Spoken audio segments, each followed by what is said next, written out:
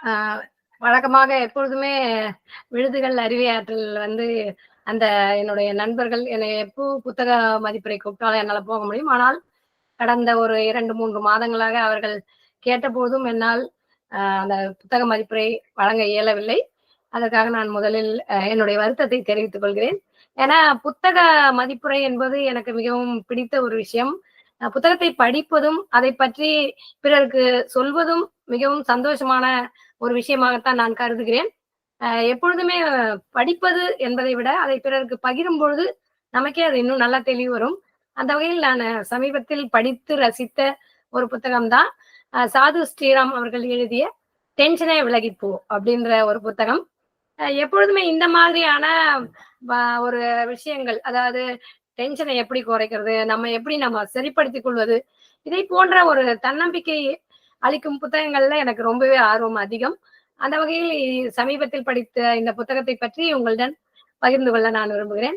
இதுல இந்த புத்தகத்துல இவர் ரொம்ப அழகா, இவருக்கு சாது ஸ்ரீராம் அப்படின்ற பெயர், இவருடைய எல்லா கதையிலுமே சாது என்ற ஒருவர் வருகிறார். ஒருவேளை அதனால்தான் இவர் சாது ஸ்ரீராம் என்றார் ஒரு இது ஏற்பட்டதா என்று தெரியவில்லை. இருந்த போதிலும் இவர் இந்த புத்தகத்தை ஆரம்பிக்கும் பொழுதே ரொம்ப அழகாக ஆரம்பிக்கிறார். இப்பொழுது இந்த நம்முடைய புத்தகத்துல முதல்ல ஆரம்பிக்கும் போதே அவர் என்ன ஆரம்பிக்கிறார் அப்படின்னு பாத்தீங்கன்னா, டேய் நேரமாச்சு எழுந்துடுறா, இன்னைக்கு எக்ஸாம் அதுவுமா இப்படி தூங்கினு இருக்கே அப்படின்னு ஒரு அம்மா ரொம்ப டென்ஷனா கத்திட்டு இருக்காங்களாம். அது அப்போ அவங்க அப்பா சொல்றாங்க, மணி 8 ஆச்சு, இவன் எப்ப எந்திரிச்சு எப்ப ரெடி ஆகி எப்ப புறப்படுறது, எக்ஸாம்னு கொஞ்சமாவது இவனுக்கு பதட்டம் இருக்கா பாரு அப்படின்னு அவருடைய பங்குக்கு கத்திட்டு இருக்காராம். இது எதையுமே காதுல வாங்காம புரண்டு படுகிறானா விஷால். அவனுக்கு வயசு என்ன தெரியுங்களா? 7 வயசு. எத்தனாவது படிக்கிறான் தெரியுங்களா? 2வது படிக்கிறான். சரி, அம்மாவுக்கு இத பார்த்து இவன் தூங்கிட்டு இருக்கிறத பார்த்தோடனே கோபம் தலைக்கேறி, டே எந்திரிக்க புரியல இல்லையா இப்போ அப்படின்னு கோபமா கத்தாங்களாம். மெதுவா கண்ணை திறந்து பார்த்தானா. சரி, அப்புறம் பல்லு தொலைக்கலாம்னு போனானா. போயிட்டு, அம்மா என்னோட பிரஷ் எங்கம்மா அப்படின்னு ரொம்ப கூலா கேட்டானா. கொஞ்சமாவது எக்ஸாம்ன்ற பயம் இருக்கா பாரு, இவனையெல்லாம் இந்த மாதிரி பெரிய ஸ்கூல்ல சேர்த்தே கூடாது அப்படின்னு அவங்க அப்பா பொறிஞ்சு தள்ளினாராம். ஒரு வழியா விஷால அவசரப்படுத்தி எப்படியோ ஒண்ணு பள்ளிக்கூடத்துக்கு அனுப்பி வச்சாங்களாம். அப்பாடா அப்படின்னு அவங்க உட்கார்ந்தாங்களாம். அம்மாவோட கோபத்துக்கும் அப்பாவோட பதட்டத்துக்கும் யார் காரணம் நீங்க நினைக்கிறீங்க? சிறுவன் விஷால் அப்படின்னு நீங்க சொன்னீங்கன்னா அதுல தவறு எதுவும் இல்லை. ஆனா அதுதான் மிகச்சரியான பதிலா அப்படின்னு கேட்டா அதுவும் கிடையாது. அப்ப இதுக்கு மிகச்சரியான பதில் என்ன தெரியுங்களா? அவர்களுடைய டென்ஷன். இன்னைக்கு பரீட்சை இருக்கு அப்படின்னு தெரிஞ்சும் குழந்தை பரீட்சையை பற்றிய ஒரு முக்கியத்துவம் அதுக்கு தெரியல. ஏன்னா அது குழந்தை 2வது தான் படிக்குது. அதுக்கு என்ன தெரிய போகுது பரீட்சை பத்தி? அதனால அதுக்கு எந்த டென்ஷனுமே கிடையாது. அதனால தன்னுடைய குழந்தை, ஆனா பெற்றோர்களுக்கு என்னன்னா தன்னுடைய குழந்தை அதிக மார்க் எடுக்கணும், ஸ்கூல் ஃபர்ஸ்ட் வரணும் அப்படின்ற ஒரு எதிர்பார்ப்பு. இந்த எதிர்பார்ப்பும் நம்முடைய மகன் அப்படின்ற ஒரு சுயநல எண்ணமும் டென்ஷனுக்கான ஒரு காரணம் அப்படின்னு சொல்றாங்க. நம்ம அதுக்காக நம்ம கிட்ட இருக்கிறது எதையும் நம்மளுடைய பொருள் இல்லை அப்படின்னு சுயநலமாவே இருக்க கூடாது அப்படின்னு கருத்து கிடையாது. நம்ம எப்பொழுதுமே என்ன பண்ணணும் அப்படின்னா, நம்ம எல்லாமே நம்முடையதாக இருக்கணும், அதே நேரத்துல நம்ம டென்ஷன் இல்லாம இருக்கணும். இதுக்கு என்ன பண்ணணும் அப்படின்னா, நம்ம நம்முடைய ஒரு வாழ்க்கை சூழலை கொஞ்சம் மாற்றிக்கொள்ள வேண்டும். அதே மாதிரி நம்முடைய மனதை ஒரு பக்குவத்துக்கு கொண்டு வரணும். சரி, அதுக்கு என்னெல்லாம் வழி சொல்றாரு இவரு அப்படின்னு பார்க்கலாம். வாழ்க்கையோட அநேக விஷயங்களை நம்மளால முழுமையா புரிஞ்சு கொள்ளவே முடியாதுங்க. அப்படிப்பட்ட ஒரு விஷயம்தான் டென்ஷன். இது ஒரு ஆங்கில வார்த்தை தான், ஆனா அது தமிழ் வார்த்தையா மாறி ரொம்ப வருஷம் ஆயிடுச்சுங்க. படிச்சவங்க படிக்காதவங்க அப்படின்ற வேறுபாடே இல்லாம எல்லாருமே சொல்லக்கூடிய ஒரு வார்த்தை டென்ஷன். எனக்கு ரொம்ப டென்ஷனா இருக்குது, எனக்கு என்னதான் டென்ஷன், என்னால ஒண்ணுமே தாங்க முடியல அப்படின்ற ஒரு வார்த்தை பிரயோகத்தை நம்ம நிறைய இப்பெல்லாம் கேள்விப்படுறோம். இதுக்கு சரி, அப்ப டென்ஷன்ன்ற ஒரு விஷயமே இருக்கக்கூடாதா, அது மிக தவறா அப்படின்னா கிடையாது. டென்ஷன் ஆகும்பொழுது நமது மூளை சில ஹார்மோன்களை சுரக்குது. இது நம் உடலை உசுப்பி விட்டு பதட்டத்தை ஏற்படுத்துகிறது. இருதயம் வேகமாக துடிக்க தொடங்குகிறது, தசைகள் இறுக்கமடைகிறது, ரத்த அழுத்தம் உயர்கிறது, சுவாசம் அதிகமாகிறது, பயம் படபடப்பு ஏற்பட்டு நம்மை எச்சரிக்கையுடன் செயல்பட வைக்கிறது. ஆக்சுவலா டென்ஷன் அப்படின்ற ஒரு விஷயத்தை இயற்கை நமக்கு கொடுத்தது காரணம் என்னன்னா, எப்பலாம் நமக்கு ஏதாவது ஒரு சங்கடமான சூழ்நிலையோ, அல்லது நமக்கு வந்து வேற ஒரு பிரச்சனை வரும்பொழுது, நம்ம வந்து நம்ம அதிலிருந்து எப்படி விடுபடுறது அப்படின்ற ஒரு தற்காப்புக்காக தான் இந்த டென்ஷன் அப்படின்ற ஒரு விஷயமே நமக்கு வந்தது. நம்ம செய்யும் செயல்கள்ல ஒரு உத்வேகம் ஏற்படணும். அந்த மாதிரி சூழ்நிலையில ஒன்று நம்ம போராடுவோம், இல்லன்னா அந்த இடத்த விட்டு ஓடிடுவோம். இந்த டென்ஷன் வந்து நமக்கு இயற்கையாகவே அளித்த ஒரு தற்காப்பு கேடயம். இது உங்களுக்கு புரிய வைக்கணும்னா, இதுல வந்து ஒரு சின்ன கதை ஒண்ணு சொல்றாரு. என்னன்னா, ஒரு சாலையில பயங்கர இருட்டா இருந்துதாம். அந்த டைம்ல ஒருத்தர் போயிட்டு இருக்காரு. அப்போ அவரு வந்து ஒரு உருமல் சத்தம் கேட்டது. அதுதாங்க நம்ம தெருநாய் தான். அவரு என்ன பண்றாரு, ராபிஸ் கிருமி எல்லாம் வச்சுட்டு வாயில அப்படியே உருமிட்டு அப்படியே நிக்கிறாரு. இப்போ நம்முடைய மூளை வந்து டென்ஷன் அந்த சுரப்பிய சுரக்கும், அந்த ஹார்மோன்களை சுரக்கும். அப்ப நம்முடைய மூளை சுறுசுறுப்பு அடையுது. ஏன்னா டென்ஷன் தான். அந்த ஐயோ என்னடா இது ஒரு உருமல் சத்தம் கேக்குது, இப்ப என்ன பண்றது அப்படின்ற அந்த டென்ஷன்ல நம்முடைய மூளை சுறுசுறுப்பு அடைந்து நம்ம என்ன பண்ணுவோம், அந்த அவர் வந்து 2 வழி இருந்துச்சு அவருக்கு. ஒண்ணு அங்க இருந்த கல்ல தூக்கிட்டு போட்டு அந்த நாய்க்கு துரத்தி விடலாம். இன்னொன்னு அந்த நாய்கிட்ட மாட்டாம ஓடியே போயிடலாம். இப்போ இருட்டுல கல்ல தேடிட்டு இருக்க முடியுங்களா? கல்ல தேடும் பொழுது நாய் வந்து கடிச்சிடலாம். அதனால அவர் எந்த வழியை தேர்ந்தெடுத்திருப்பாரு? ஓடி போயிட்டாரு. இந்த டைம்ல அந்த டென்ஷன்ல ஏற்பட்ட ஹார்மோன் தான் அவரை உடனடியாக அந்த ஒரு செயலுக்கு என்ன விளைவுகள் ஏற்படும்ன்றதை யோசிக்க வைத்து அங்கிருந்து அவர் ஓடுறதுக்கான ஒரு வாய்ப்பை ஏற்படுத்தியது. அதனால நம்ம டென்ஷன் அப்படின்றது வந்து டென்ஷன் தப்பு அப்படின்னு ஒட்டுமொத்தமா சொல்ல முடியாது. சாதாரண சூழலுக்கும் அசாதாரண சூழலுக்கும் வித்தியாசத்தை நமக்கு ஏற்படுத்துவதே இந்த டென்ஷன் தான். அந்த சூழலில் டென்ஷன் நமக்கு அதிக பயத்தை கொடுத்து நம்ம வந்து காப்பாற்றிக் கொள்ள உதவுகிறது. அப்போ நம்ம நாய் துரத்தும் நேரத்துல அந்த நேரத்துல மட்டும் நம்ம டென்ஷன் வந்தா அதை யாரும் மோசமானது அப்படின்னோ அல்லது அதனால பாதிப்பு வருதுன்னோ சொல்ல மாட்டாங்க. ஆனா அது நம்மிடம் நிரந்தரமாக தங்கி விடுகிறது. அதாவது நாய் துரத்தும் போது நம்ம டென்ஷன் ஆகி ஓடுறோம். ஆனா எப்பொழுதுமே நாய் துரத்துறதா நினைச்சிட்டு ஒரு வித டென்ஷன்ல ஒரு வித பதட்டத்துல பரபரப்பா இருக்கிறது அப்படின்றதுதான் தவறு அப்படின்னு இந்த கருத்தை இவர் முன்வைக்கிறார். அடிக்கடி டென்ஷன் வசப்படுவது நம்முடைய உடலுக்கும் மனதுக்கும் அதிக பாதிப்பை ஏற்படுத்துகிறது அப்படின்றது நமக்கும் தெரியும். அதேதான் இவர் சொல்றாரு. சரிங்க, அப்போ டென்ஷன் வர்றதுக்கு என்னெல்லாம் காரணமா இருக்கும் அப்படின்றதையும் சொல்றாரு. ஒண்ணு என்ன சொல்றாரு அப்படின்னா, டென்ஷனுடைய பிறப்பிடமா பிரச்சனை அப்படின்ற ஒரு வார்த்தை. இந்த வார்த்தை தெரியாதவங்க யாருமே இருக்க மாட்டாங்க. ஏன்னா பிரச்சனை இல்லாம நாளெல்லாம் கடத்தணும் தான் நம்ம ஒவ்வொருவருமே நினைக்கிறோம். ஆனா நம்முடைய ஒவ்வொரு நாளுமே ஒரு பிரச்சனையோட தொடங்கி அது கடைசியில டென்ஷன்ல தான் முடியுது.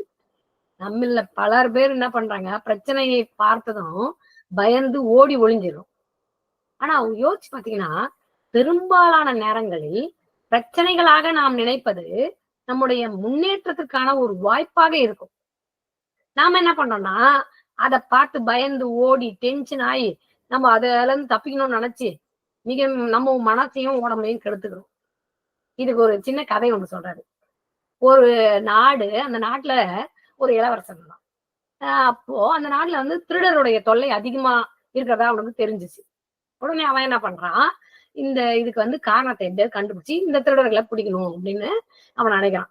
அப்போ அவன் என்ன பண்றான் அப்படின்னா, ஒரு சாது, அதான் இவர் சாது ஸ்ரீராம் தானே, எல்லா கதையிலயும் ஒரு சாது வருவார். ஒரு சாது கிட்ட போய் இதுக்கு ஏந்த ஒரு ஆலோசனை கேட்கும். உடனே அந்த சாது என்ன சொல்ற, சரி வாங்க திருடங்க எங்க இருப்பாங்கன்னு ஒரு ஐடியா இருக்கு, நம்ம போய் பார்க்கலாம் அப்படின்னு சொல்றாரு. அப்போ என்ன பண்றாங்கன்னா, இளவரசனும் சாதுவும் இளவரசனோட நண்பன் 3 பேரும் போறாங்க. போயிட்டு அவங்க வந்து ஒரு காட்டு வழியா போறாங்க. அப்போ சாது சொல்றாரு போயிட்டே இருக்கும்போது, இளவரசே நீங்க வந்து இளவரசருடைய உங்களுடைய நண்பர்கிட்ட கொடுத்துருங்க, அவர் போட்டிருக்க ட்ரெஸ் நீங்க போய் போட்டுட்டு வாங்க, மாத்தி போட்டுட்டு வாங்க அப்படின்னு சொல்றாங்க. சரி, அவங்களும் எதுவுமே கேட்காம மறுப்பு சொல்லாம சாது சொன்ன மாதிரியே செஞ்சாங்க. கொஞ்ச தூரம் போயிட்டே இருக்கும்போது பார்த்தா ஒரு திருடர் கூட்டம் வந்துச்சு. வந்து இவங்களை சுத்தி வளைச்சிட்டாங்க. சுத்தி வளைச்ச உடனே இந்த சாத்து சொல்றாரு, அப்பா நீங்க வந்து என்ன பிடிக்காதீங்க, நான் ரொம்ப வயசானவன், அது இல்லாம நீங்க நினைக்கிற மாதிரி என்கிட்ட எந்த பொருளுமே கிடையாது, நான் ஒரு சன்னியாசி, அதனால என்னை விட்டுருங்க அப்படின்னு உடனே அவங்க சரி போ அப்படின்னு விட்டுறாங்க. சாது வந்து போயிட்டார். அதை பார்த்த உடனே சாதாரண உடையில இருக்க இளவரசனுக்கு ரொம்ப கோபம் ஆயிடுச்சு. அதனால நம்ம அழைச்சிட்டு வந்தோம். இந்த சாது வந்து நம்மள இப்படி நட்டாத்துல தவிக்க விட்டு ஓடி போயிட்டாரு அப்படின்னு நினைச்சு டென்ஷன் எப்படியாவது இந்த சாதுவை பிடிச்சி கண்டிப்பா அப்புறம் நம்ம அப்பாயிட்டு சொல்லி அரசர்கிட்ட சொல்லி மாட்டி வைக்கணும் அப்படின்னு நினைச்சிட்டோம். அப்புறம் போயிட்டே இருக்கிறேன். அந்த திருடனுங்க என்ன பண்ணுவாங்க, இந்த இளவரசர் உடையில இருக்கிற நண்பனையும் இந்த இளவரசரையும் சாதாரண உடையில இளவரசரையும் புடிச்சிட்டு போறாங்க. போயிட்டு கொஞ்ச தூரம் போயிட்டே இருக்கும் பொழுது இளவரசர உண்மையான இளவரசர், அதாவது சாதாரண உடையில இருக்கிற இளவரசர் என்ன பண்றாரு, இவங்க கிட்ட இருந்து தப்பிச்சு ஓடலாம் அப்படின்னு திடுதிப்புன்னு ஓடுறாரு. போன உடனே அதுல அந்த திருடங்கள்ல வேகமா ஒருத்தர் போய் நல்லா அடி அடின்னு அடிக்கிறாங்க. இருந்தாலும் அவன் எப்படியோ தப்பிச்சு ஓட்டார். யார் இளவரசர் ஓடி போயிட்டு அரண்மனைக்கு போயிட்டார். அப்போ அப்போ அப்பா கிட்ட போய் சொல்லிட்டு இருக்கும் போது இங்க என்ன நடந்தது அப்படின்னா, அந்த இளவரசர் உடையில இருந்த நண்பனை திருடங்க புடிச்சிட்டாங்க. புடிச்சிட்டு இப்ப நீ என்ன பண்ணணும் அப்படின்னு ஆரம்பிக்கிறதுக்குள்ள அந்த நண்பன், அதான் இளவரசர் உடையில இருந்தவர் சொல்றாரு, நீங்க எல்லாம் வந்து என்ன எதுக்கு கடத்தி வச்சிருப்பீங்கன்னு எனக்கு தெரியும். உங்களுக்கு வந்து தேவை பணம் தான். அதனால உங்களுக்கு தேவையான பணத்தை எங்க அப்பா கொடுப்பாரு. எப்படின்னா இளவரசரை புடிச்சு வச்சுக்கத்தான் நீங்க ஒரு ஆளை அனுப்புங்க. அவர் என்ன பண்ணுவாரு, நீங்க பணம் கொடுத்தாதான் உங்க இளவரசரை விடுவேன்னு சொல்லுங்க. அப்போ கண்டிப்பா அவர் வந்து என்னை காப்பாத்துறதுக்காக உங்களுக்கு தேவையான பணம் பொருள் எல்லாம் கொடுப்பாரு. நகையெல்லாம் பொன் பொருள் எல்லாமே கொடுப்பாரு அப்படின்னு சொன்னாரு. சொன்ன உடனே இந்த திருடங்களுக்கு இது ஒரு நல்ல ஐடியாவா இருந்துச்சு. சரின்னு ஒருத்தர் அனுப்பிச்சாங்க. அரசர் இதை கேள்விப்பட்ட உடனே அவரு தைரியமா என்ன பண்ணாரு, ஒரு ஆளை அனுப்பி அந்த திருடர்களையும் புடிச்சிட்டாரு, அந்த நண்பனையும் காப்பாத்திட்டாரு. எப்படின்னா அவருக்கு மாட்டிட்டு இருக்கிறது தன்னுடைய உண்மையான மகன் இளவரசர் கிடையாது, நண்பன் தான் அப்படின்றதுனால பதட்டம் இல்லாமல் அவர் என்ன பண்ணணுமோ யார் அனுப்பணுமோ அந்த மாதிரி அனுப்பி அவர் வந்து இத திருடங்கள்லாம் புடிச்சிட்டாரு. இப்போ இந்த இளவரசனுக்கு இன்னும் கோவம் குறையல. சாதி இப்படி நட்டாத்துல விட்டு போயிட்டாரு. உடனே அவரு என்ன பண்றாரு, ஒரு அந்த சாது வர வச்சார். வர வச்சு அவரு ராஜா கிட்ட சொன்னார். அந்த இளவரசன் வந்து அவங்க அப்பா கிட்ட சொன்னார். அப்பா இந்த சாது வந்து என்ன நடுவழியில விட்டுட்டு போயிட்டாரு அப்படின்னு சொன்னாரு. அப்போ அதுக்கு சாது சொல்றாரு, நீங்க வந்து இளவரசை என்ன தப்பா நினைக்காதீங்க. நீங்க திருடர்களை பற்றி அறிய நினைத்தீர்கள். அதுக்கு நான் வந்து ஒரு வாய்ப்பை உருவாக்கி கொடுத்தேன். அப்போ நம்ம 3 பேருமே திருடர்கள்ல மாட்டிக்கிட்டோம். நான் வந்து அத வந்து பிரச்சனை அப்படின்னு நினைக்காம, அது எனக்கு எப்படியாவது தப்பிக்கலாம் அப்படின்னு நினைச்சு நானு தப்பிச்சேன். ஏன்னா, நீங்க திருடர்களை பற்றி அறிய நினைத்தீர்கள். உங்களை அங்க விட்டுட்டு போனேன்.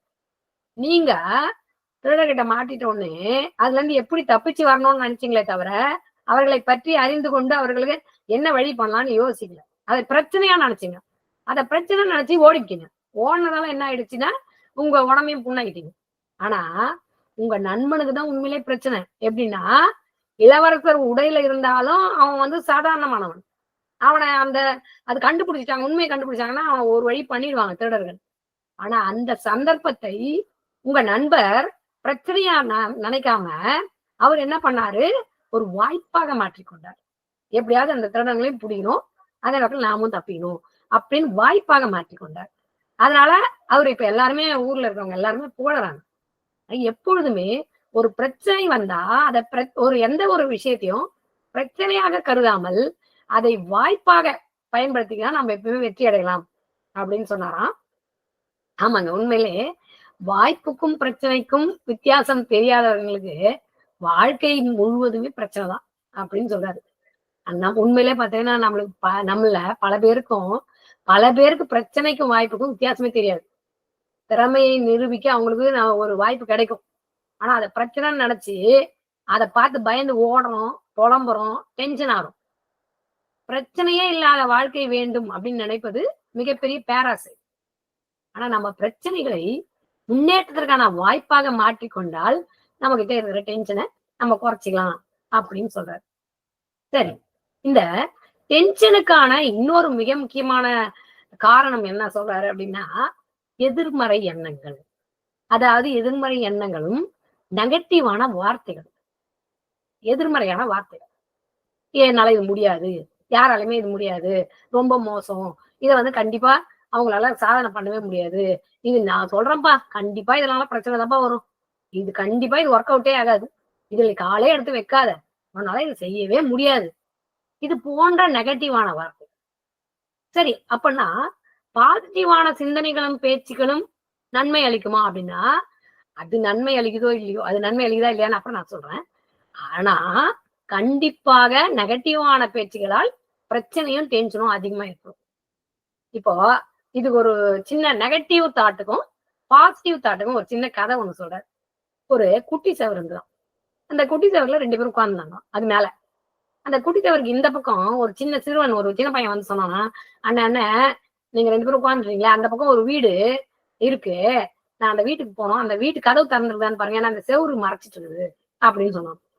இந்த செவுத்து மேல உட்கார்ந்தாங்கல்ல 2 பேரு. அதுல ஒருத்தன் சொன்னானா, "டேய் அந்த வீட்டு கதவு மூடி இருக்குதுடா" அப்படின்னு சொன்னான். உடனே டேய் அதுக்கு இந்த பையன் சொன்னான், சிறுவர் சொன்னானா, "அண்ணா நல்லா பார்த்து சொல்லுங்கண்ணா" அப்படின்னு சொன்னான். அது இன்னொருத்தன் சொன்னானா, "இல்லடா கதவு திறந்துதான்டா இருக்குது" அப்படின்னான். எனக்கு ரொம்ப குழப்பமாயிடுச்சான். என்னடா ஒருத்தர் வந்து மூடி இருக்குன்னு சொல்றாங்க, ஒருத்தர் வந்து திறந்திருக்காங்கன்னு சொல்றாங்க அப்படின்னு. அண்ணா கரெக்ட்டா சொல்லுங்கண்ணா, மூடி இருக்குதா இல்ல திறந்திருக்குதா? ஏதாவது ஒரு பதில் சொல்லுங்கண்ணா. 2 பேரும் 2 விதமா சொன்னா எப்படிண்ணா? அப்படின்னு கேட்டானாம். அதுக்கு அந்த ஒருத்தன் சொன்னானா, "டேய் அந்த வீட்டுக்கு ரெட்டை கதவுடா. ஒரு கதவு மூடி இருக்குது. ஒரு கதவு திறந்துக்குது. நான் மூடி இருக்கிற கதவ பார்த்து மூடிக்குதுன்னு சொன்னேன். இது என்னடா தப்பு?" அப்படின்னானாம். இன்னொருத்தன் சொன்னானா, "டேய் அதுல ஒரு கதவு திறந்திருந்ததுல்லடா. அத திறந்துக்கிற கதவு பார்த்து நான் திறந்துக்குதுன்னு சொன்னேன்" அப்படின்னு சொன்னானாம். யோசிச்சு பாருங்க. இதுல யாருடைய வார்த்தைகள் பாசிட்டிவான வார்த்தைகள் சொல்லுங்க? கண்டிப்பா திறந்திருக்கிற கதவை பார்த்து. ஏன்னா கேள்வி என்ன கேள்வி? சிறுவனுடைய கேள்வி திறந்திருக்குதா? அப்படின்னு. இதுக்கு நெகட்டிவான பதில் ஒருத்தர் சொல்றாரு. எதிர்மறை. பாசிட்டிவான பதில் ஒருத்தர் சொல்றாரு. சரி 2 பேரும் ஏதாவது பதில் குடுக்கட்டும். இந்த பையன் என்ன சொன்னான், "சரி நீங்க எதனா சொல்லுங்க. திறந்திருந்தாலும் எனக்கு தேவை அந்த கதவு திறந்துருக்குது. நான் போறேன்பா" அப்படி சொல்லிட்டு போயிட்டானாம். இப்போ நம்ம யோசிக்க வேண்டிய விஷயம் இந்த 2 பேர் இருந்தாங்கல்ல. ஒருத்தர் வந்து மூடி இருக்கிற கதவ மட்டும் பார்த்து மூடி இருக்குதுன்னு சொன்னாரு. ஒருத்தரு பாதி கதவு திறந்திருக்கிறத பார்த்து திறந்திருக்குதுன்னு சொன்னாரு. இப்ப நம்ம ஒரு விஷயம் யோசிக்கணும். என்ன தெரியுங்களா அது? இந்த பாசிட்டிவான சிந்தனைகளாலும், இந்த பேச்சுக்களாலும் ஒருவருக்கு உண்மையிலே நன்மைதானா? டென்ஷன் குறையுமா? அப்படின்றத நம்ம யோசிச்சு பார்க்கணும். இது என்ன சொல்றாரு இவரு அப்படின்னா, அடுத்தவர் பேச்சுல தவறு கண்டுபிடிக்க நினைக்கிறாங்க பாருங்க. அவங்க வந்து கண்டிப்பா நெகட்டிவ் வார்த்தைகள் தான் யூஸ் பண்ணுவாங்க. அப்போ பாசிட்டிவ் வார்த்தைகள் யூஸ் பண்றவங்களுக்கு என்னலாம் லாபம் தெரியுங்களா? அவங்க தங்கிட்ட இருந்து வர்ற வார்த்தைகள் பாசிட்டிவா இருக்கணும்னு நினைப்பாங்க. எதிராளிகிட்டயும் தவறு கண்டுபிடிக்க மாட்டாங்க. எதிராளிக்கும் நல்ல வார்த்தைகள் தான் சொல்லுவாங்க. அப்படியே தவறு இருந்தாலும், எதிராளி சொல்றது தவறு இருந்தாலும், அதையுமே ரொம்ப அழகான வார்த்தையில அவங்க மனம் புண்படாத வார்த்தை தான் சொல்லுவாங்க. அப்படி சொல்லும்போது, இவங்களுக்கு எந்த பிரச்சனையும் எதிராளி மூலமா வராது. இவங்களுக்கும் டென்ஷன் இருக்காது. இன்னொரு விஷயம் சொல்றாரு இவரு. ஹார்வர்ட் பல்கலைக்கழகம் வந்து என்ன பண்ணாங்களாம், பாசிட்டிவ் ஆசாமிகளுக்கு வந்து ஒரு இது பண்ணாங்களாம், டெஸ்ட் பண்ணாங்களாம். அப்போ அப்போ அதுல கண்டுபிடிச்ச என்ன விஷயம் அப்படின்னா, பாசிட்டிவா பேசுறவங்களும், பாசிட்டிவ் வார்த்தைகள உபயோகப்படுத்துறவங்களும் மனதை மிகச்சிறப்பாக வழிநடத்துபவர்களா இருக்கிறாங்களாம். அவர்களுடைய இருதய செயல்பாடு, இததான் நம்ம ரொம்ப கவனிக்கணும். அவங்களுடைய இருதய செயல்பாடு சிறப்பா இருந்ததாம். அதாவது அவங்களுக்கு பிபி கண்ட்ரோலா இருக்குது. ஹார்ட் அட்டாக் வர்றதில்ல. அவர்கள் வந்து வேற ஏதாவது பிரச்சனை, கொலஸ்ட்ரால் அந்த மாரி விஷயங்களும் அவங்களுக்கு குறைவா இருந்துச்சாம். அதாவது இல்ல அப்படின்னு சொல்ல குறைவாக இருந்துதாம். இந்த இதே மாதிரி பர்சனாலிட்டி அண்ட் சோசியல் சைக்காலஜி அப்படின்ற ஒரு நூல்ல, இதழ்ல இது பத்தி ஒரு கட்டுரை வந்துச்சு. அதுல என்ன சொல்றாங்கன்னா, ரத்த கொதிப்பு நோயினால் அதிகம் பாதிக்கப்படுறது நெகட்டிவ் சிந்தனை உள்ளவர்களும், நெகட்டிவ் வார்த்தைகளை பயன்படுத்துறவங்க தான் அப்படின்னு சொல்லியிருக்கு. அதனால நம்ம என்ன பண்ணணும்னா, டென்ஷன் இல்லாம இருக்கணும்னு நினைச்சீங்கன்னா, முதல்ல உங்க மனசுல இருக்கிற நெகட்டிவ் வார்த்தைகளை தூக்கி போடுங்க. அதே மாதிரி அடுத்தவங்களுக்கும் நெகட்டிவ் வார்த்தைகள் சொல்லாதீங்க. நீங்க யோசிக்கிறதும் பாசிட்டிவா இருக்கணும். சொல்றதும் பாசிட்டிவா இருக்கணும். நம்ம கொஞ்சம் ட்ரை பண்ணி தான் பார்ப்போமே! முதல்ல கஷ்டமா இருக்கும். ஆனா, நம்ம இத கவனமா பின்பற்றிட்டோம்னா, நம்முடைய நெறைய விஷயங்கள், டென்ஷன குறைச்சுக்கலாம். நம்முடைய நோய்கள்ல இருந்து விடுபடலாம். அடுத்தவங்க கிட்ட கெட்ட பேர் இருக்க வேணாம். அடுத்தவங்க கிட்ட நம்ம திட்டு வாங்க வேணாம். நமக்கு எதிரிகளே இருக்க மாட்டாங்க. கொஞ்சம் ட்ரை பண்ணி பார்ப்போம். சரி. இப்ப இன்னொன்னு சொல்றேன். இந்த டென்ஷன் அப்படின்றது நம்ம ஒட்டுமொத்த பிரச்சனைக்குமே சொந்தக்காரனா இருக்கான். இது அடுத்தவங்கல இருந்து நம்மகிட்ட வருதா? இல்ல இது நம்மிடமே உருவாகி நம்மையே அழிக்குதா? அப்படின்ற ஒரு மிகப்பெரிய கேள்வி நம்மகிட்ட இருக்கு. உண்மையிலே பார்த்தீங்கன்னா, டென்ஷன்றது நம்மகிட்டயே உருவாகி, நம்மையே அழிக்கக்கூடிய ஒரு நாட்டு வெடிகுண்டுன்னு சொல்றாரு இவரு. இந்த நாட்டு வெடிகுண்டுக்கு ஒரு சிறப்பு குணம் இருக்குதாங்க. அது என்ன தெரியுங்களா? மிக பெரும்பான்மையான தருணங்கள்ல அத யார் வச்சிருக்காங்களோ, அவங்களே அது பதம் பார்த்துருங்க. இத வெடிக்க வைக்கிறதும், செயலிழக்க வைக்கிறதும், அத யார் வச்சிருக்காங்களோ, அவங்க கையில தான் இருக்காம். சரி. நான் இந்த டென்ஷனுக்கு காரணம் பிரச்சனைகள் அப்படின்னு சொன்னோம்ல. அப்போ இந்த பிரச்சனைகள் ஒரு நிகழ்வை நாம் எப்படி எடுத்துக்கொள்கிறோம் அப்படின்றதை பொறுத்துதான் டென்ஷன் கட்டுப்படுத்தப்படுகிறது. இததான் சொல்றாங்க, இந்த நம்மிடமே உருவாகி நம்மையே அழிக்குது அப்படின்றாங்க. இதுக்கு என்ன செய்யணும் அப்படின்னு இதை தெரிஞ்சுக்கிறதுக்கு முன்னாடி இதுக்கு ஒரு சின்ன கதை சொல்றாரு அவரு. ஒரு பிரபலமான கோயில், அங்க ஒருத்தர் உட்கார்ந்தார். அவரு என்ன பண்றாரு, அவர்கிட்ட ஒருத்தவங்க வந்து ஒரு பெண்மணி வந்து பிரசாதம் கொடுக்குறாங்க, தயிர் சாதத்தை கொடுக்குறாங்க. இவரு அவங்க கிட்ட பேச்சு கொடுக்குறாரு. என்னம்மா என்ன திடீர்னு பிரசாதம் கொடுக்குறீங்க அப்படின்னு கேட்டாரு. அதுக்கு அந்த அம்மா சொல்றாங்க, இல்லைங்க என்னுடைய மகளுக்கு வந்து வரன் பார்த்துட்டே இருந்தோம், ரொம்ப நாளா ரொம்ப வருஷமா வரன் பார்த்துட்டு இருந்தோம், எதுவுமே முடியல. அதனால நான் இந்த கோயில்ல வந்து வேண்டிட்டு ஒரு 11 வாரம் வந்து பிரசாதம் கொடுக்கறதா வேண்டிட்டேன். ஆனா இதுதான் 11ஆவது வாரம். ஆனா போன வாரம் நான் கொடுக்கும்போதே எங்க பெண்ணுக்கு வந்து திருமணம் முடிவாயிடுச்சு, 10வது வாரமே முடிவாயிடுச்சு அப்படின்னு சொன்னோன்னே இவருக்கு ஆச்சரியமா இருந்தான். சரி எப்படி அப்படின்னா, முதல்லலாம் எனக்கு ரொம்ப டென்ஷனா இருந்தது, எங்க பொண்ணு வரனே முடியலையே அப்படின்னு ரொம்ப பதட்டமா இருந்தது.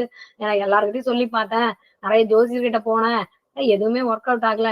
அப்புறம் இது வேண்டின பிறகு கொஞ்சம் சரியாச்சு அப்படின்னு இவர் கொஞ்சம் பேச்சு கொடுத்து பார்த்தாராம், இது எப்படி சாத்தியமாச்சு அப்படின்னு. அப்பதான் ஒரு உண்மை தெரிஞ்சுதான், இந்த 10 வாரங்கள்ல கடந்த 10 வாரங்கள்ல இந்த வரன் அமையறதுக்குள்ள இந்த பெண்மணி தன்னுடைய எதிர்பார்ப்புகளை குறைத்து கொண்டு தன்னுடைய எண்ணங்களை மாற்றிக் கொண்டிருக்காங்க. அதாவது இப்படிப்பட்ட மாப்பிள்ளதான் வேணும், இந்த மாதிரி இருக்கணும் அப்படின்ற எதிர்பார்ப்புகளையும் கொஞ்சம் குறைச்சிட்டாங்க. அதே நேரத்துல அவர்கள் வந்ததுல எது பெஸ்ட் அப்படின்னு பொறுமையா சிந்திக்கிறாங்க. இதற்கு காரணம் என்ன சொல்றாரு இவரு அப்படின்னா, அவங்களுடைய நம்பிக்கையும் அவங்க இந்த கோயில்ல போய் நம்ம கடவுள்கிட்ட அவங்க கடவுள் அப்படின்னு அவங்க நினைக்கிறாங்க. அந்த யார்கிட்டயோ ஒருத்தர்கிட்ட அவங்க வந்து வாரம் சொல்லும்போது, எப்பா சாமி இந்த வாரம் வந்திருக்காங்க, இது என்ன அப்படின்னு அவங்களே பேசும்பொழுது, தனக்குள்ளாக பேசும்பொழுது அவர்களுக்கு ஒரு தெளிவு ஏற்படுகிறது. ஓகே, நம்ம இவங்கள செலக்ட் பண்ணலாம், இது ஓகே, நம்ம இது முரண்டு பிடிக்கூடாது அப்படின்ற ஒரு தெளிவு. எப்பொழுதுமே நமக்கு டென்ஷன் வர்றது காரணம் என்ன அப்படின்னா, நம்ம பொறுமையா அந்த பிரச்சனையை பற்றி யோசிப்பதில்லை, அந்த நம்மளே குழப்பிட்டே இருக்கும். அதனாலதான் 3ஆம் மனிதரிடம் பகிரும் பொழுது பிரச்சனைகள் குறைய வாய்ப்பு இருக்கிறது அப்படின்னு சொல்லுவாங்க. பாலச்சந்திர கூட ஒரு படத்துல ரொம்ப அழகா சொல்லியிருக்காரு, இது புத்தகத்துல இல்லாத விஷயம் தான். ஒரு பிரச்சனை அப்படின்றது நம்ம ஒரு கல்லை வந்து கண்ணுக்கு எதிரில வச்சு பார்த்தா எதிரில இருக்கிறது எதுவுமே தெரியாது, மறைச்சிரும். ஆனா அந்த கல்லை தூரமா வச்சா எல்லாமே தெரியும் அப்படின்வாங்க. அப்ப பிரச்சனையை நம்ம எப்பவுமே அப்படிதான் பார்க்கணும் அப்படின்னு அவர் சொல்லுவாரு. கண்டிப்பா அது நம்ம எந்த பிரச்சனையுமே நம்ம அந்த பிரச்சனைக்குள்ளேயே உழண்டு இதுக்கு என்ன ஒண்ணுமே தெரியலையே அப்படின்னு டென்ஷன் ஆகிறதுக்கு பதில், நம்ம அதை தூர விலக்கி நம்ம ஒரு தேர்ட் பர்சனா இருந்து அந்த பிரச்சனைக்கான சொல்யூஷன் என்ன அப்படின்னு நமக்குள்ளேயே பலவிதமான விவாதங்கள் செய்து கொள்ள வேண்டும். அப்படி செய்ய இயலாதவர்கள் தனக்கு நெருக்கமானவர்களிடம் அல்லது தனக்கு இன்னும் யார்கிட்ட சொன்னா இதுக்கு தெளிவு கிடைக்கும்னு நினைக்கிறோமோ அவர்கள்கிட்ட கண்டிப்பா சொல்லிக்கணும். அந்த மாதிரி சொன்னோம்னா நிச்சயமாக இந்த நிறைய பேரு சூசைடல் தாட்ஸ், இந்த தற்கொலை எண்ணம்லாம் வர்றதுக்கு காரணம் என்னன்னா பகிர்ந்து கொள்ளாதுதான். அவர்களுடைய பிரச்சனை யார்கிட்டயுமே சொல்லவே மாட்டாங்க. அப்போ அவங்களுக்கு என்ன ஆகுதுன்னா, அதுக்கு தீர்வு எப்பவுமே எல்லா பிரச்சனையுமே தீர்வு இருக்கும். ஆனா நம்ம என்ன பண்றோம், தீர்வு நம்ம என்ன நினைக்கிறோமோ அதோட நமக்கு ஒண்ணு ஒர்க் அவுட் ஆகல, அது தோல்வி அடைஞ்சிச்சுன்னா அது மட்டும் தான் ஒரு தீர்வா இருந்திருக்கும், நம்மளுக்கு இதுக்கப்புறம் ஒரு வழி இல்லைன்னு நினைச்சு சோர்ந்து போயிடும். இது தாமஸ் ஆல்வா எடிசன் ஒரு நல்ல எக்ஸாம்பிள். அவரு என்ன பண்ணாரு, அவரு பல்பை கண்டுபிடிக்கிறது எல்லார் வாழ்க்கையிலும் நம்ம வெளிச்சமா இருக்கிறோம் அப்படின்னா அதுக்கு தாமஸ் ஆல்வா எடிசன் பல்பு கண்டுபிடிச்சதுதான் மிக முக்கியமான காரணம். அவர் வந்து 999 முறை அது பல்பு கண்டுபிடிக்கும் போது தோத்துட்டாங்க.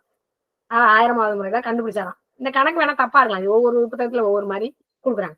அப்போ ஒரு நிருபர் வந்து அவர்கிட்ட கேட்டாங்களாம், 999 முறை தோத்துட்டீங்க, இதை பத்தி நீங்க என்ன சொல்றீங்க அப்படின்னு கேட்டாங்களாம்.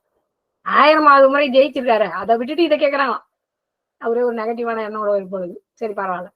அதுக்கு தாமஸ் ஆல்வா எடிசன் என்ன சொல்றாரு தெரியுங்களா, 999 வழிகளில் பல்பை கண்டுபிடிப்பதற்கு இது சரியான வழி அல்ல என்று நான் தெரிந்து கொண்டேன் அப்படின்றார்.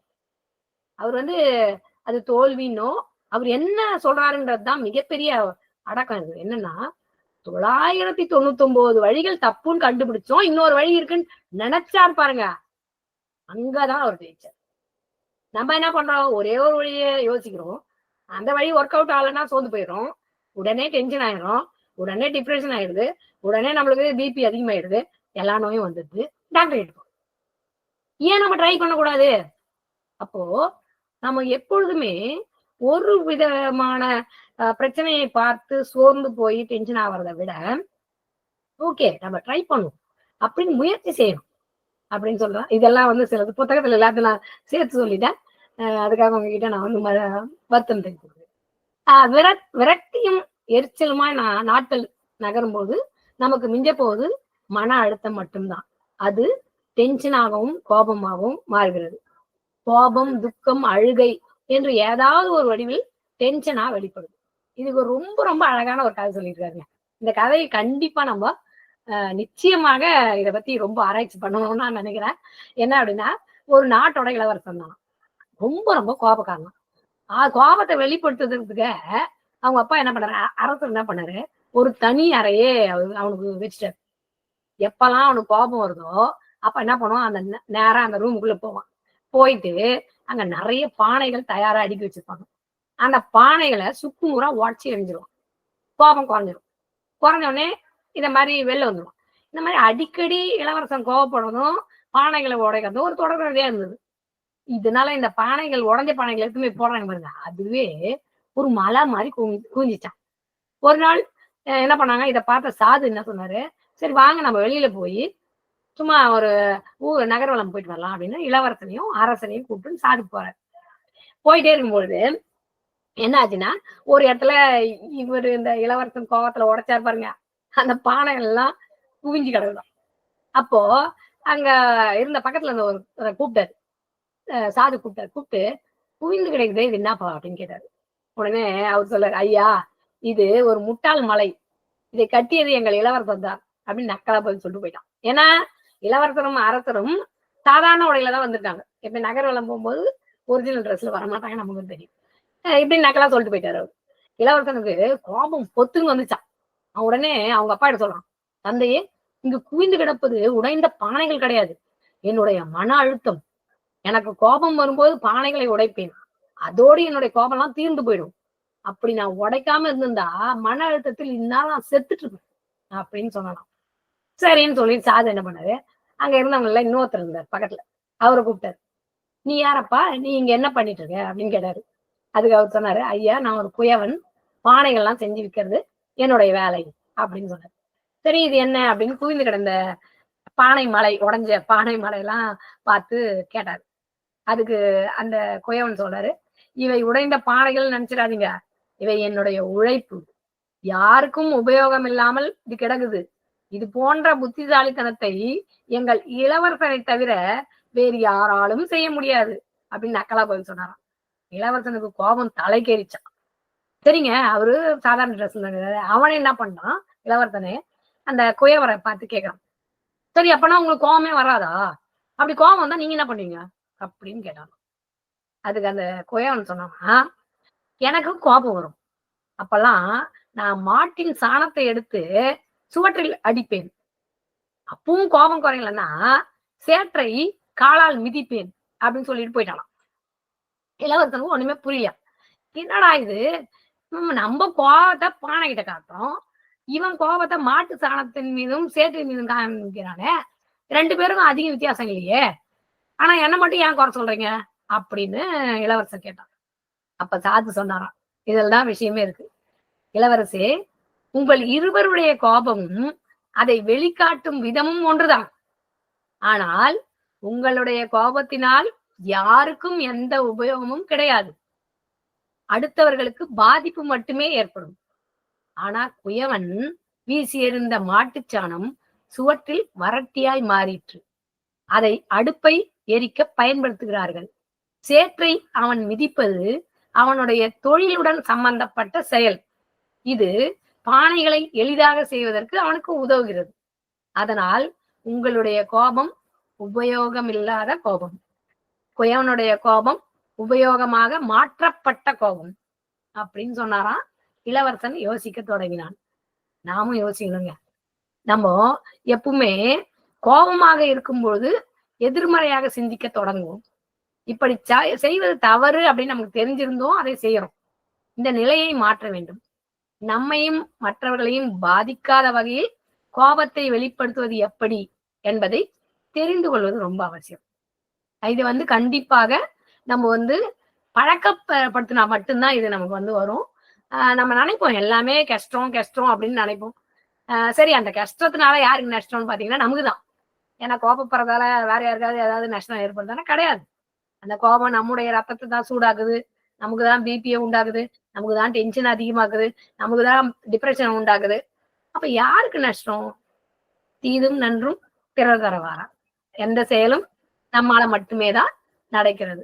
அப்போ நமது இன்னொன்னு வந்து என்ன முக்கியமான விஷயம் அப்படின்னா, நம்ம என்ன பண்ணணும் அப்படின்னும் பொழுது கோபம் டென்ஷனை குறைக்கணும் அப்படின்னா, நமக்கு கோபமே இருக்கக்கூடாது. ஆனா கோபம் இல்லாம இருக்க முடியுமா?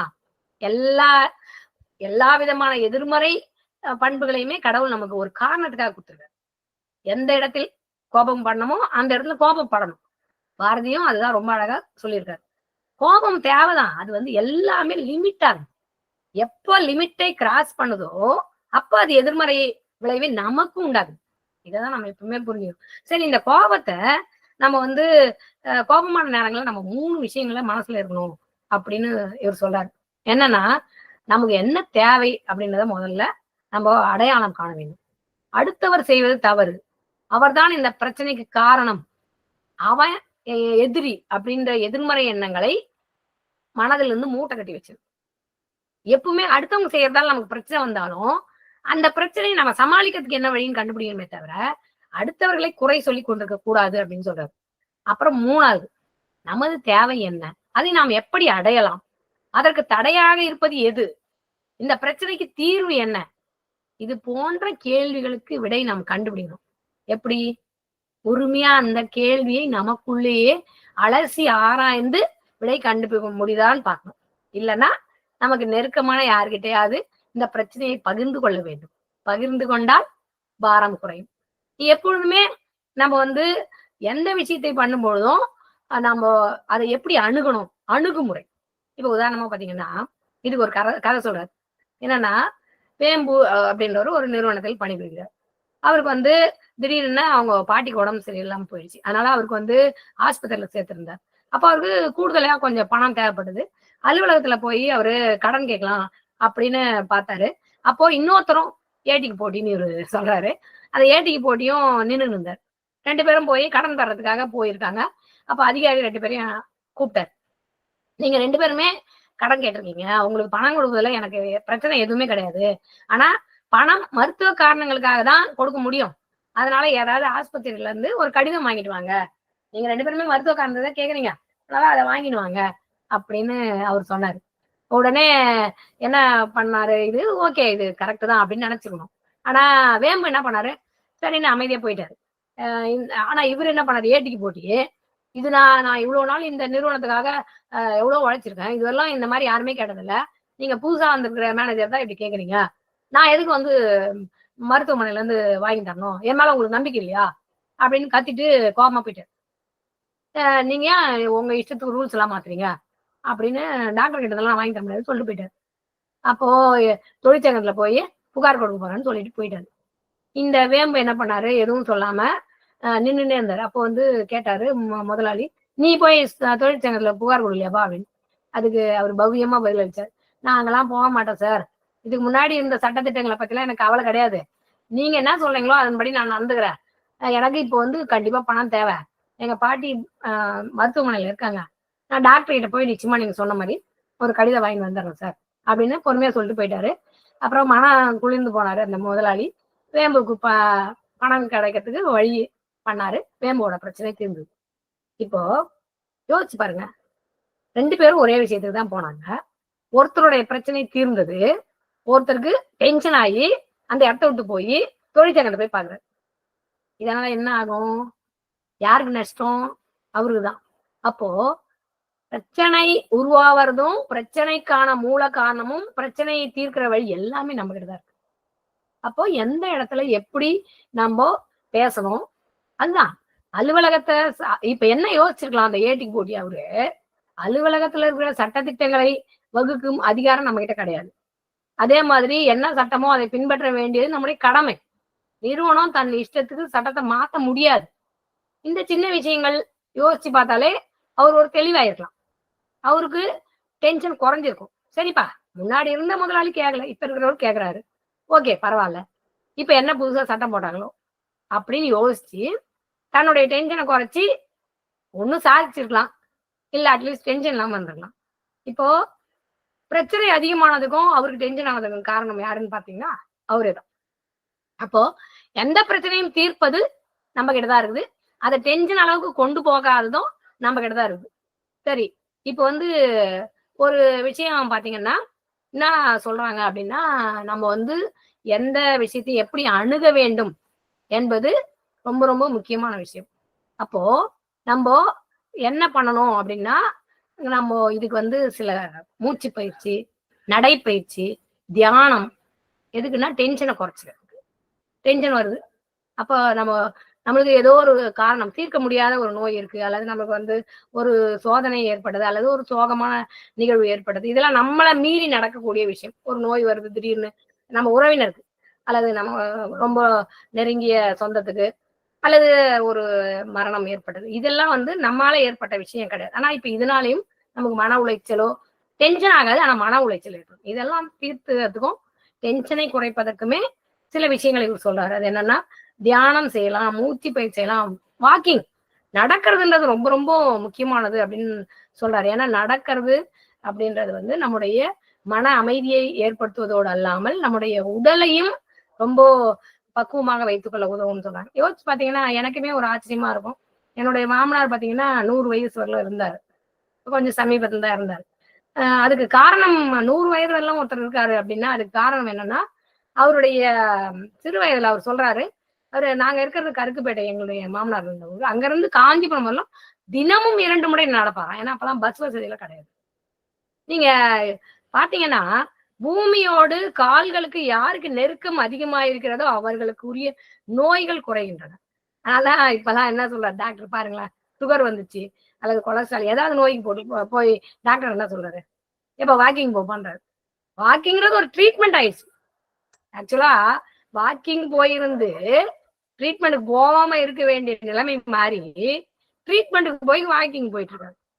அப்போ நம்ம நடப்பது என்பது நம்ம பழக்கமாக்கி கொள்ளணும். எல்லா இடத்துக்குமே டக்குன்னு ஒரு வண்டியில ஏறி போறது, அப்புறம் ஏதாவது ஒரு கார்ல போறது அப்படின்றத மாற்றிக்கொண்டு, பிரச்சனை வந்துச்சுன்னா போலாம். ஒரு நம்மளுக்கு ஹெல்த் வைஸ் கண்டிப்பா நடக்கக்கூடாது சொல்லியிருக்காரு, இல்ல வேற ஏதோ ஒரு ப்ராப்ளம் அப்படின்னா நிச்சயமாக நம்ம வேற ஏதாவது ஒரு வண்டி, ஏதாவது 2 வீலர் யூஸ் பண்ணலாம். ஆனால் முடிந்த வரை நம்ம என்ன பண்ணணும் அப்படின்னா, நிச்சயமாக நம்ம நடப்பதற்கு நம்ம கண்டிப்பாக பழக்கப்படுத்திக்க வேண்டும் அப்படின்னு சொல்றாங்க.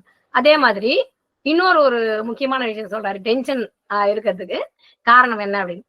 3 நண்பர்கள் இருந்தாங்களாம். அவங்க வந்து வீட்டுக்கு பக்கத்துல ஒரு கோயிலுக்கு போய் மனம் உருகி பிரார்த்தனை செஞ்சாங்களாம். அப்ப திடீர்னு கடவுள் அவங்க முன்னாடி தோண்டிட்டாராம், உங்கள் 3 ஆளுக்கு ஒரு வரம் கொடுக்குறேன், உங்களுக்கு என்ன வரம் வேண்டும் என்பதை ஒரு சீட்ல எழுதி உண்டியல்ல போட்டுருங்க. நீங்க வீடு திரும்பும் போது நீங்க கேட்ட வரம் உங்க வீட்டுல தயாரா இருக்கும். ஆனா ஒரு நிபந்தனை, வீட்டுல ஒரு வாக்கியம், அதாவது ஒரு ஃபுல் ஸ்டாப் கடைசியா இருக்கும், ஒரு வாக்கியம் மட்டுமே எழுத வேண்டும், அதை மீறினால வரம் கிடைக்காது அப்படின்னு சொல்லிட்டாராம். முதல் நண்பர் புத்திசாலி, அவர் என்ன பண்ணாரு, ஒரே வாக்கியத்துல தன்னுடைய தேவைகளை அனைத்தையுமே எழுதிவிட முடிவு செய்தார். இது வந்து மூக்குத்தி அம்மன் படத்துல வர அந்த மாதிரிதான் இருக்குது. என்ன எழுதியிருக்காருன்னா, 10 அறைகள் கொண்ட என்னுடைய பங்களாவில் எனது கருப்பு காரும் மனைவியின் சிவப்பு காரும் பக்கத்தில் நின்று கொண்டிருக்கையில் என் மகனுக்காக வாங்கிய கார் நிறுத்த இடமில்லாததால் வாசலில் நிறுத்தி வைக்கப்பட வேண்டும் அப்படின்னு எழுதி ஊண்டியல போட்டார். 2ஆம் நண்பர் என்ன பண்ணாராம், என்னுடைய 2 மகன்களும் பெரிய புத்திசாலிகளாக படிப்பில் சிறந்து விளங்க வேண்டும் அப்படின்னு புல் ஸ்டாப் வச்சு முடிச்சு ஊண்டியல போட்டாராம். 3ஆம் நண்பர் என்ன எழுதினாருன்னு 2 பேருக்கும் தெரியாதான். 3 வீடு திரும்பினாங்களாம். முதல் நண்பருக்கு ஆச்சரியமாயிடுச்சான், ஆஹா அவர் கேட்ட எல்லா வரமும் கிடைச்சிருச்சு, இன்று முதல் அவர் பெரிய பணக்காரர். 3 2ஆம் நண்பர் வீட்டுக்கு சென்றார்கள். அவர் என்ன வேண்டிக் கொண்டிருப்பார் என்பதை பார்க்க 2வது வீட்டுக்கு போனாலும் அவங்க 2 பேருமே வந்து கண்டிப்பா நல்லா படிச்சுட்டு இருப்பாங்க அப்படின்றது புரிஞ்சு, படிச்சு பெரிய ஆள் ஆயிடுவாங்கன்றது புரிஞ்சிச்சு. ஏன்னா முதல்ல நபருக்கு கிடைச்சிருச்சு. சரி, 3வது நபர் என்ன வேண்டி இருப்பாரு அப்படின்னு பாக்கிறதுக்காக மற்ற 2 பேருக்கு ரொம்ப ஆவலாயிடுச்சான். உடனே வந்து ஃபர்ஸ்ட் 2வது நபர் வீட்டுக்கு போயிட்டு அப்புறம் 3வது நபருக்கு போகலாம். 2வது நபர் வீட்டுக்கு போன உடனே அவருடைய வீட்டு வாசல்ல 2 மகன்களை நின்று இருந்தாங்களாம். பக்கத்துல அவருடைய ஆசிரியர் அவர் சொல்லாராம், உங்க மகன்கள்லாம் ரொம்ப புத்திசாலியா இருக்காங்க, அவங்க வெகு சீக்கிரத்துல உலக அளவுல அவங்க வந்து பெரிய ஆள் ஆயிட போறாங்க, இந்த மாதிரி புத்திசாலி மகன்களை பெற்றதுக்கு நீங்க வந்து பெருமைப்பட வேண்டும் அப்படின்னு சொன்னாங்களாம். சரி ஓகே அப்படின்னு அவருக்கும் சந்தோஷமாயிடுச்சான். 3வது நபர்கிட்ட அவருடைய வீட்டை அடைந்தார்களாம். வீடு ரொம்ப அமைதியா இருந்தான். நீ என்னப்பா வேண்டின, ஒரு மாற்றம் தெரியலையே அப்படின்னு அவங்க ஒரு ஏளனமா கேட்டாங்களாம். உடனே 3ஆம் நபர் சிரித்து கொண்டே அவர்களை வீட்டின் பின்புறம் அழைத்து சென்றாராம். அங்க பாத்தீங்கன்னா ஒரு மரம் இருந்துதான். அவர் சொன்னாராங்க, இது கற்பக விருட்சம். இதன் அடியில் நின்று கொண்டு நாம் எதை நினைக்கிறோமோ எதை கேட்கிறோமோ அதை அனைத்தையும் இது கொடுக்கும்ட்டாராம். இப்போ முதல் நபரு அவருடைய வீட்டுக்கு போய் அவர் பெரிய பணக்காரன் தெரிஞ்ச உடனே ரொம்ப சந்தோஷமாயிட்டாரு. 2வது நபரு தன்னுடைய மகன்கள்லாம் புத்திசாலி சூப்பரா இருப்பாங்கன்னு தெரிஞ்ச உடனே ரொம்ப சந்தோஷமாயிட்டாரு. இப்ப இங்க வந்து கற்பக மரத்தை பார்த்த உடனே என்ன ஆச்சுன்னு நினைக்கிறீங்க? அவங்களுக்கு சந்தோஷம் இருந்த இடம் காணாம போயிடுச்சு. அது இல்லாம டென்ஷன் வந்துச்சு. என்ன டென்ஷன் நினைக்கிறீங்க? இங்க பாருங்க, அடடா இது நமக்கு தெரியாம போயிடுச்சு அப்படின்னு புலம்பிட்டு அப்ப 2 பேருக்கும் அந்த டென்ஷன் என்ன தெரியுமா? ஏன்பா நம்ம 2 பேரும் ரொம்ப ஜாகிரதையா இருக்கணும்பா. இவர் அந்த கற்பக மரத்துல போய் நின்னுன்னு கீழே போய் இவங்க 2 பேரும் பழைய நிலைக்கு திரும்பணும்னு சொன்னா நம்ம 2 பேரும் பழைய நிலைக்கு போயிடுவோம்பா. ஐயோ என்னப்பா கொடுமையாயிடுச்சு, நம்ம ரொம்ப ஜாகிரதையா இருக்கணும்பா, அவங்கிட்ட அவர்கிட்ட சண்டையை போட்டுக்கூடாது அப்படின்னு புலம்பிட்டு போனாங்க. இப்ப பாருங்க, முக்கியமான விஷயம் பாத்தீங்கன்னா நம்முடைய டென்ஷனுக்கான மிக முக்கிய காரணம் வந்து அடுத்தவரோடு நம்மை ஒப்பிட்டு பார்ப்பதுதான். நம்மிடம் இல்லாத ஒன்று அடுத்தவர்கிட்ட இருந்த உடனே அப்படின்னு தெரிஞ்சிச்சுன்னா அது நம்ம கிட்ட இல்லையேன்னு சிலர் வருத்தப்படுவாங்க. சிலர் அது அவங்க கிட்ட இருக்கக்கூடாது அப்படின்னு வேண்டிப்பாங்களாம். இது 2மே யாருக்கு தீங்கன்னா, யார் வேண்டிக்கிறாங்களோ, யார் வருத்தப்படுறாங்களோ, யார் டென்ஷன் ஆகுறாங்களோ அவர்களுக்கே தான் இது தீங்கி விளைவிக்கும். அதனால நமக்கு என்ன வேண்டுமோ அதை பற்றி மட்டுமே நாம் சிந்திக்க வேண்டும். அடுத்தவர்களை பற்றி சிந்திக்க கூடாது. இது பாத்தீங்கன்னா, நான் ஏகனப்படையில கணித பட்டதாரி ஆசிரியராக இருக்கும்போது நான் என்னுடைய மாணவிகளுக்கு வருடந்தோறும் பிரிவு உபசார விழால ஒரு கவிதை மாதிரி படிப்பேன். அப்போ ஒரு கவிதை படிச்சது எனக்கு எப்பவுமே இந்த லைன் எனக்கே பிடிச்ச லைன் என்னன்னா, அடுத்தவர் செயலினை ஆராய்வதை விட்டுவிட்டு உன் செயலின் நேர்த்தியில் கவனத்தை கைக்கொள்க அப்படின்னு நான் சொன்னேன். உண்மைதான். எப்ப நம்ம அடுத்தவர் செயலை பத்தி யோசிக்கிறோமோ அப்ப நமக்கு பதட்டம், டென்ஷன், ஒப்பீடு, நம்ம பத்திய தாழ்வு மனப்பான்மை எல்லாமே வந்துடும். அதை விட நம்ம என்ன பண்ணிட்டு இருக்கோம், நம்ம செய்யறத இன்னும் என்ன பெஸ்டா பண்ணலாம், இதுல இன்னும் என்ன பண்ணா நம்ம வந்து நமக்கு திருப்தியா இருக்கும் அப்படின்ற விதத்தில் நம்ம யோசிச்சோம்னா நமக்கு டென்ஷனும் வராது, நம்ம வெற்றியும் அடையலாம், நம்ம மகிழ்ச்சியும் வந்துடும்.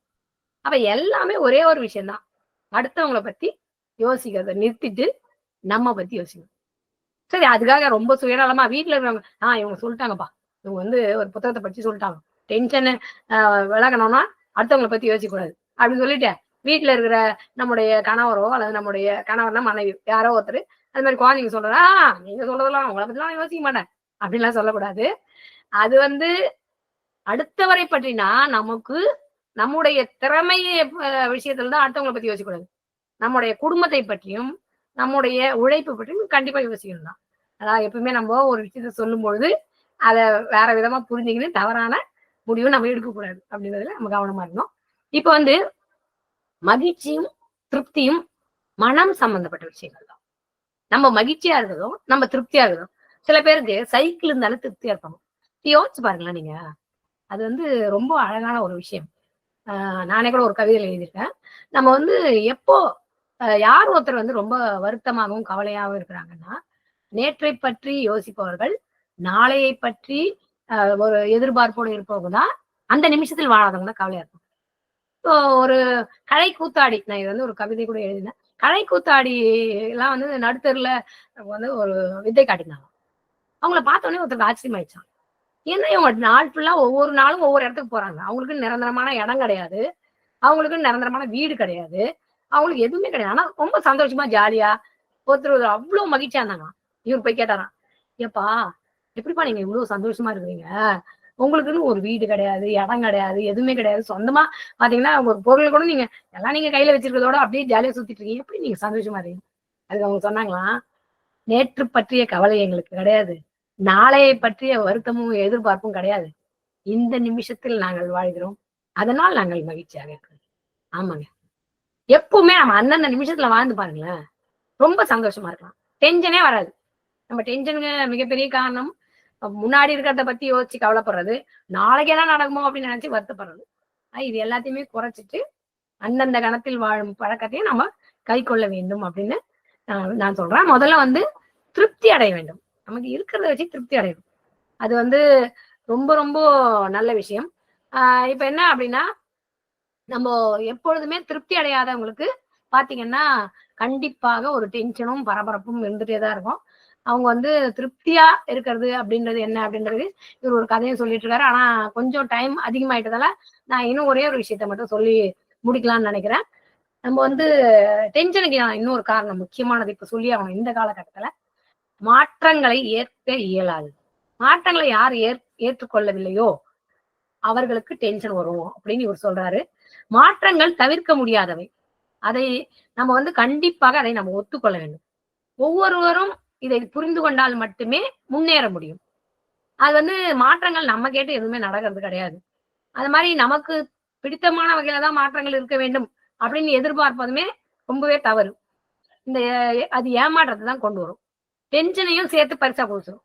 மாற்றங்கள் இப்ப பாத்தீங்கன்னு வச்சுங்களேன், செல்போன் வந்துருச்சு. செல்போன் வருகைக்கு பிறகு பாத்தீங்கன்னா போனோட யூஸே குறைஞ்சிச்சு. முன்னாடி எல்லாம் போன் வந்துச்சு. இப்போ ஒவ்வொன்றுமே ஒரு டெக்னாலஜி. இந்த மாற்றங்கள்லாம் நம்ம ஏத்துக்கணும். ஏத்துக்கலன்னா நமக்கு கண்டிப்பாக நமக்கு டென்ஷன் வந்துடும். என்னடா நமக்கு தெரியலையே, நமக்கு வந்து ஜிபே பண்ண முடியலையே, அல்லது இந்த விஷயம் தெரியலையே, டெக்னாலஜி நமக்கு தெரியலையே அப்படின்ற ஒரு வருத்தமும் நமக்கு வர பயமும் மாற்றங்களை ஏற்க இயலாத மனநிலையும் நமக்கு கண்டிப்பா டென்ஷன் உண்டாது. அப்பனா என்ன பண்ணணும்? காலத்துக்கு ஏற்ற மாதிரி நம்மை மாற்றிக்கொள்வதற்கு நம்ம வந்து கண்டிப்பாக தயாராக இருக்க வேண்டும். அப்ப வந்து இதுக்கு ஒரு சின்ன கதை சொல்றாரு. அது என்னன்னா, மிஸ்டர் ஏடிக்கு போட்டி அலுவலகத்துல வீட்டுக்கு வந்தார்.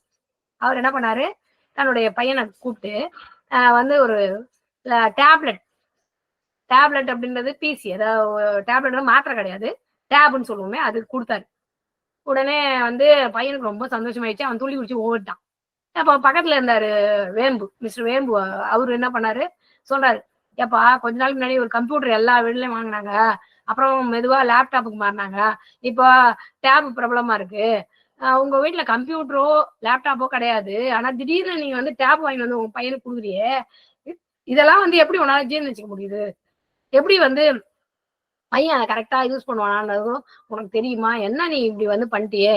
எல்லாம் வந்து பாத்தீங்கன்னா இப்பெல்லாம் ஒரு கம்ப்யூட்டர் இல்லாம எவனுமே இல்லை. ஆபீஸ்ல முன்னெல்லாம் நம்ம எப்படி அழகா டேபிள் போட்டு புத்தகத்துல வச்சு ரெஜிஸ்டர் வச்சு எழுதினோம். இப்ப எல்லாம் ஒருத்தன் கம்ப்யூட்டர் வச்சுக்கிறான், ஒரு பிசி வச்சுக்கிறான், அப்புறம் அதை வச்சுட்டு பண்ணிட்டு இருக்கான். என்ன இன்னமும் வாழ்க்கை இப்படி கிடக்குது அப்படின்னு சலிச்சுதான். அதுக்கு சிரிச்சுட்டே ஏடிக்கு போடி சொன்னாராம், என்னோட பையன் டேப் வச்சுக்கின்னு பிஸியா மாறிட்டு சந்தோஷமா போனது முக்கியம் இல்லப்பா, இத மனநிலைக்கு நான் மாறின பாரு, அதுதான் ரொம்ப முக்கியம். மாற்றங்களை ஏற்றுக்கொள்கிற பக்குவம் நமக்கு இல்லைன்னா நம்முடைய வாழ்க்கையே பதட்டமாயிடும், நமக்கு டென்ஷன் வந்துடும். நம்ம குழந்தை இப்படி வந்து அவனுக்கு டேப் வாங்கி கொடுக்கலன்னா அவன் இந்த காலத்தினுடைய கல்வி முறையோ எதுவுமே கத்துக்க முடியாது. அப்ப இதை நாம் ஏற்றுக்கொள்ள வேண்டும் அப்படின்னு சொன்னாராம். நிச்சயமாக மாற்றங்களை ஏற்றுக்கொள்ள வேண்டும் என்பதை நம்ம பழக்க முடியும். இந்த மாற்றங்களை ஏற்றுக்கொள்வதில் சவாலும் இருக்கும் கண்டிப்பா. அந்த சவால், அதாவது இப்போ டெக்னாலஜி தெரியாது, நம்மளுக்கு கம்ப்யூட்டர் நாலேஜ் இல்லை, கத்துப்போம், தெரிஞ்சுக்கலாம். ஏன் சோர்ந்து போனோம்? மாறிடுச்சு காலம். அந்த காலத்துக்கு ஏற்ற மாதிரி நாம, அதுதான் சொல்லுவாரு, ஒரு ஞானி சொன்னாராம். ஒருத்தர்கிட்ட வந்துட்டு இருந்தாராம். அவரு ஒரு ஆற்றங்கரையா இருக்கும்போது சொன்னாராம், எனக்கு ரொம்ப பிரச்சனையா இருக்குது, நான் என்ன பண்றது தெரியல. ஏன்பா, நதி இதோ இப்ப எதிரில நதி இருக்கே, நதியோட போக்குலயே போனா கரையை போய் சேர்ந்துடலாம். நதிக்கு எதிர்ப்பா நீ வரணும்னு நினைச்சினா அது மிகப்பெரிய பிரச்சனையை கொடுக்கும் அப்படின்னு ஆத்தோட போக்குலயே போகணும்னு சொல்லுவாங்க பாருங்க. அந்த மாதிரி வாழ்க்கையோட போக்குலயே நம்ம போக கற்றுக்கொள்ள வேண்டும். மாற்றங்கள் தவிர்க்க இயலாதது. அந்த மாற்றங்கள் நமக்கு சவாலாக இருந்த போதிலும் நாம் அதை பழக்கப்படுத்துகிறதுக்கு நம்ம வந்து கண்டிப்பாக முயற்சி மேற்கொள்ள வேண்டும் அப்படின்னு சொல்றாரு.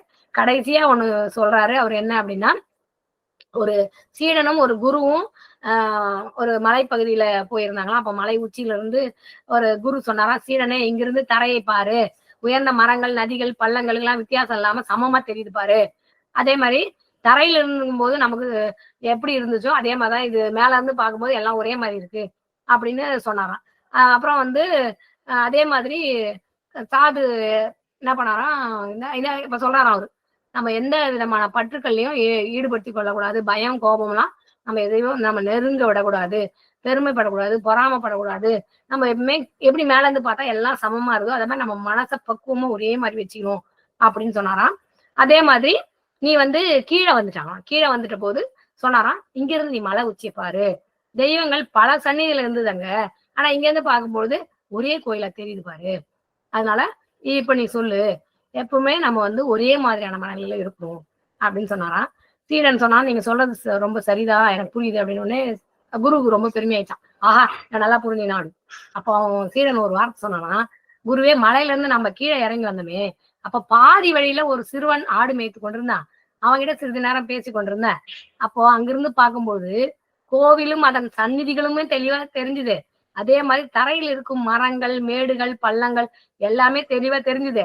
நீங்கள் சொன்னது போல் மலை உச்சியிலிருந்து கீழே பார்க்கும்போது நமக்கு வித்தியாசம் தெரியாது. தரையிலிருந்து மலையை பார்த்தாலும் வித்தியாசம் தெரிவதில்லை. ஆனால் நமது வாழ்க்கை இப்படி இருப்பதில்லையே. உச்சியில் இருந்தாலும் பிரச்சனை கிடையாது, தரையில் இருந்தாலும் பிரச்சனை கிடையாது. ஆனால் நாம் உச்சிக்கும் தரைக்கும் இடைப்பட்ட நிலையில் வாழ்கிறோமே. அப்ப நம்ம எப்படி வந்து இத கடினம் தானே அப்படின்னு சொன்னோம்னா, கண்டிப்பாக நம்ம இது மாதிரி ஒரு யோகி நிலையில எல்லாத்தையும் ஒரே சமமா ஏத்துக்க முடியுமானா முடியாது. நம்ம வந்து கண்டிப்பா யோகி கிடையாது. அப்போ அப்படி அந்த மாதிரி யோகி மாதிரி இருந்தா அவங்கள ஜடம் தான் சொல்லுவாங்க. அப்போ நம்ம வீட்டுக்கு குழந்தை நம்ம ஓடி வந்து நம்ம காலை கட்டிக்குவோம். அப்ப மகிழ்ச்சி அடையாம இருக்க முடியுமா? அதே மாதிரி நமக்கு பிடித்த மாணவர்கள் இழந்துருவாங்க. அப்ப துக்கம் அடையாம இருக்க முடியுமா? எல்லாமே நம்ம செஞ்சுதான் ஆகணும். ஏன்னா நம்ம மிக சாதாரணமானவர்கள். அப்ப சுகம், துக்கம், மகிழ்ச்சி போன்ற உணர்வுகளின் வெளிப்பாட்டிற்கு முக்கியத்துவம் கொடுக்காம நம்மளால இருக்க முடியாது. ஆனால் அதனால் வரும் பாதிப்புகள் நம்மை நெருங்க விடாமல் பார்த்து கொண்டால் நமக்கு டென்ஷன் இல்லாமல் இருக்கலாம் அப்படின்னு சொல்லி முடிக்கிறாரு. நிச்சயமாக எல்லா ஒரு உணர்ச்சிகளும் நம்ம கிட்ட இருக்கு. அது ஒரு லிமிட்டை கிராஸ் பண்ணாம பார்த்துக் கொள்வது டென்ஷனை குறைக்கும் வழி அப்படின்னு சொன்னாரு. இந்த புத்தகம் நிச்சயமாக எனக்கு மிகவும் பயனுள்ளதாக இருந்தது என்று நான் உறுதிபட கூறுகிறேன். உங்களுக்கும் வாய்ப்பு இருந்தால் இந்த புத்தகத்தை வாங்கி நீங்கள் படிக்க வேண்டும் என்று நான் ஆசைப்படுகிறேன். இந்த ஒரு நல்ல வாய்ப்பை எனக்கு அளித்த அறிவை ஆற்றல் விருதுகள் நண்பர்கள் மிக நேர்த்தியாக இந்த நிகழ்வை நடத்தி கொண்டு செல்கிறார்கள். அவர்களுக்கு என்னுடைய வாழ்த்துக்கள், பாராட்டுகள். எனக்கு இந்த வாய்ப்பை அளித்தமைக்கு என்னுடைய மனமார்ந்த நன்றியை தெரிவித்துக் கொள்கிறேன்.